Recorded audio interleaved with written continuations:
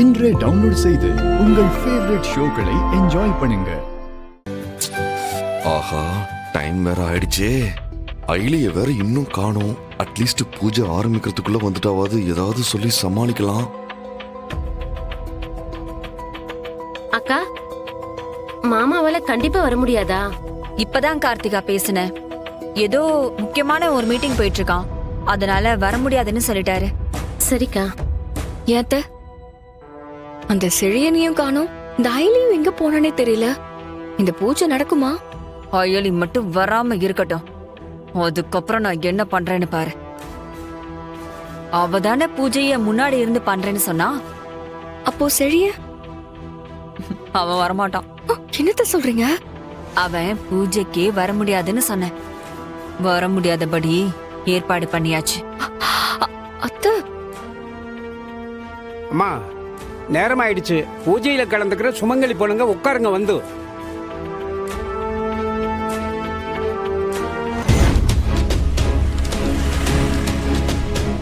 Sir sir lift sir sir sir lift.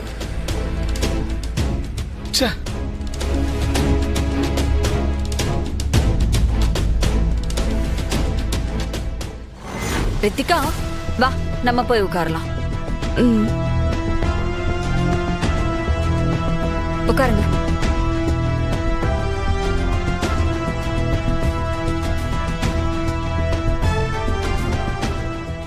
Indira, வந்து உட்காருமா.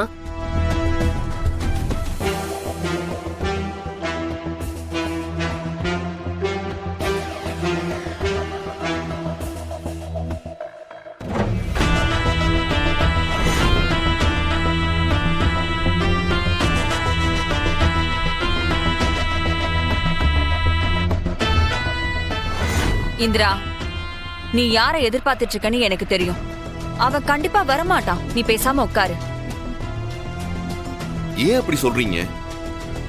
அக்கா, மாமா கண்டிப்பா வந்துருவாரு. அக்கா, நீங்க உட்காருங்க. ஏய், டைம் ஆயிடுச்சு. இன்னும் கொஞ்ச நேரத்துல இந்த பூஜை வேற ஸ்டார்ட் பண்ணிடுவாங்க. இது வரைக்கும் வராத ஆளு இதுக்கப்புறம் தான் வரப்போறாங்களா? அதானே, அவனை பத்தி எங்களுக்கு தெரியாதா?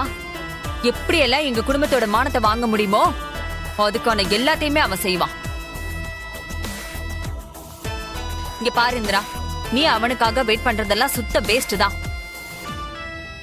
அவன் கண்டிப்பா வரப்போறது இல்ல இந்திரா. அது எப்படி அவர் வரமாட்டார்னு இவ்வளவு ஸ்ட்ராங்கா சொல்றீங்க? அதான் சொல்றேன்ல, அவனை பத்தி உன்னை விட எங்களுக்கு தான் நல்லா தெரியும். அத வச்சுதான் சொல்றேன். நீ வேணா பாரு, நான் சொன்னதா நடக்கும். அவன் இந்த பூஜைக்கு வரவே மாட்டான். அக்கா, நான் சொல்றேன், மாமா கண்டிப்பா வந்துருவாரு. நீங்க உட்காருங்க. நீ அவருக்கு ஃபோன் பண்ணி பாத்தியா? அது ஃபோன் பண்ண, ஆனா அவர் அட்டெண்ட் பண்ணல. அக்கா, மாமா பைக்ல வந்துட்டு இருக்காருன்னு நினைக்கிறேன், அதான் ஃபோன் அட்டெண்ட் பண்ணல. அக்கா, நீங்க உட்காருங்கக்கா, இப்ப வந்துருவாரு.